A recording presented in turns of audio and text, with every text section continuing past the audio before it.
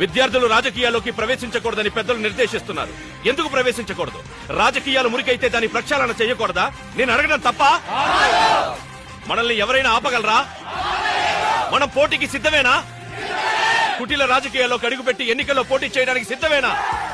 మనల్ని గెలవలేరన్న సంగతి వాళ్ళకి తెలుసు. మనల్ని ఎవరైనా ఆపగలరా? అయితే ఇప్పుడు మన కర్తవ్యం ఎన్నికల్లో పోటీ చేద్దామా?